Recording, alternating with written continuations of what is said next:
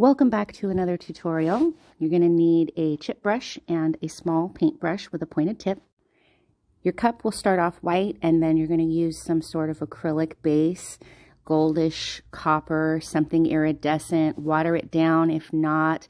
You want metallic base to pick up the alcohol ink that you're going to put on top, but you don't want full coverage. So if you are using a solid acrylic, make sure that you thin it out. Maybe add a little mica in there for some shimmer, or you can get the Sunset Gold Jacquard Lumiere acrylic paint. It's thin, takes a couple of coats, looks really nice at the end. That's usually what I use for these. And I do have that linked in my Amazon affiliates list of products. I used a range of brown inks on this cup from light to dark. So what you're seeing me do here is start with my second to lightest brown. I believe it was ginger, but as long as you've got a range, that's all that matters. I apply 2 to 3 drops of ink directly to the brush, spread out, and then long and short strokes. Use the turner or something that will allow you to turn the cup as you go. Again, not looking for full coverage here. There's going to be a lot of layers in this, so you just want to get some color down. Then I'm just going to go to the next brown and do the same thing, and all the way through until you get to the second to darkest one. Save your darkest brown.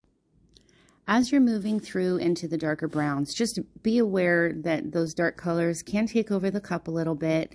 You are going to just want to sparse that out a little bit and just be careful so that you don't get too much on there. And also in the browns and the black, you're going to want to have a yellow.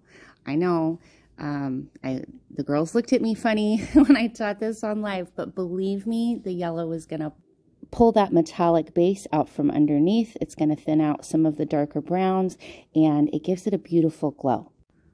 Once you've worked through to the second to darkest brown, you can go through again with the lightest brown and then with the yellow. So now I've switched to my small pointed brush and my darkest brown, and I'm using the turner to manually turn as I go. So I've got a thumb screw and I've just got it loose so that I can manually turn it, but whatever you need to do. I don't measure, I just eyeball about an inch between, and I run those lines horizontally all the way down the cup until you get to the bottom, and then you may have one that's slightly cut off. That's okay. These brown lines are just a guide also. They are not meant to be perfect. Anything that gets a little out of hand can be blended in later. They're really just serving as the shadow in the crevices between the planks that you're going to separate, which is what you're seeing me do here. So I started on one side, I added the little vertical lines on every other plank, separating them down the cup, and then I did the opposite on the other side, and then we're going to go back and add more in later when my friend Jolene catches up, because I was waiting for her, so I didn't complete it. And now I'm going in a little more carefully, again with the pointed brush and the black, following my guides and adding the black to the center of those brown lines, keeping that a little more straight, and then the same with the vertical separations that we've created in the planks. And then we're going to use the black again to go into the corners and a little bit on the edges and do a little bit of shadowing on each one so that it gives it a little bit of weathered look. Don't worry about it. I know it looks a little bit stark right now, but we are going to blend that in here in just a minute. You also want to use the black to add 2 little dots to each plank end. Those are going to get foiled later, so you're just giving yourself an idea of where your nails in the planks are going to be. I have been told this is a little Bob Rossy for some people, so I am trying to break it down. Please don't hesitate to reach out and ask questions, but really what you want to think about is, you know, if this ship was rolling through water for 20 years, some of that wood might look a little weathered and broken at the ends and a little beat up. So that's the look that I'm going for there.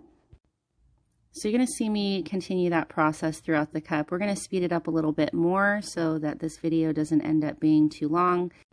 I also highly recommend that when you drop the ink directly onto the brush, that's how I do it, dab it off so that you don't have a bunch of excess. You definitely want to be light-handed with this black.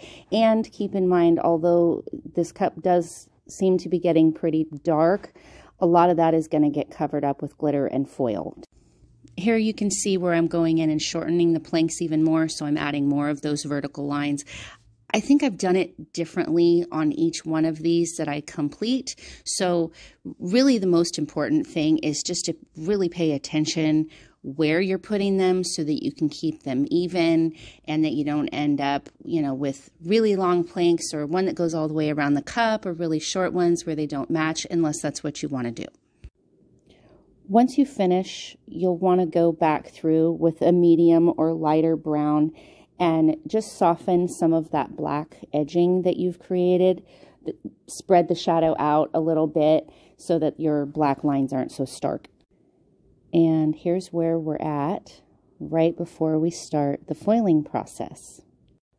I pulled out a gold or a champagne and a holographic gold, but I ended up using holographic gold and copper. I use tacket that is watered down by 25 to 40%. I eyeball it, it's not quite half. And I wasn't exactly sure where I wanted my foil colors on this cup, and so I just started with the dots that serve to be the nails in my planks. When you put those dots down, I suggest using the needle tip and creating a very small circle rather than an actual dot, because when you go to put the foil down, it may act more like a glue dot and pull up. So you want to give it a little more surface area, and that should help avoid the problem. And then once I knew where I wanted all my colors to be and I liked the way that the nails looked, I start going in and highlighting the black depths of these cracks, and we're going to use, I believe it was copper on that. You want to try to keep your lines thin, spaced out, not full solid lines. It's more of like a sketching. And you also don't want to cover up too much of the black either. I also want to note here that if you wanted to stop at this point and, do a non-glitter cup without the glitter, without the foil, you absolutely can do that. I would maybe use a little bit less black unless you really like that dark look. But I do have a little bit extra on there because I know I'm going to be putting the foil and the glitter on it. So you can see here my tacket has completely dried and gone clear, and I'm just going all the way around the cup with the copper, and I do that quite a bit just to make sure that as much of the tacket is covered as I possibly can. So we'll speed up a bit here to get through it, but now I'm going in and adding a little bit more so that I can add the holographic gold, and I don't want to overdo that because I've already got some copper in there. This part is more inside the planks along the edges and then sort of following some of that wood grain, but you don't want to do too much and take over the beautiful wood grain. It's more of a highlight. So I did cut out just the very end of that, but I waited for the tacket to dry. I'm adding the gold foil, the holographic gold. Again, a little extra rubbing all around the cup just to make sure that as much tacket is covered up as possible. I saw a couple of areas that I felt like I missed, and so I went back and took care of that as well. I was going to cut some of this out, but I liked the view that was there with it up close to the camera. I know it's going a little fast, but I thought that that might help a little bit. And then here at the end, we're going to add glitter. You're not going to add any additional tacket. Whatever little bit is still exposed, because there is always a little bit. The glitter is going to stick perfectly in those areas. I used a holographic copper and it came out stunning. So here is the most recent one. This is the one that we just finished for Callan, and I did on live with Bella Fox & Co. and Anna Banana the Nurse. And then here is the one that I did prior. And this is the one I did prior, and it's a little bit different. So I hope you enjoyed this. I hope I start seeing wood planks everywhere. Have fun.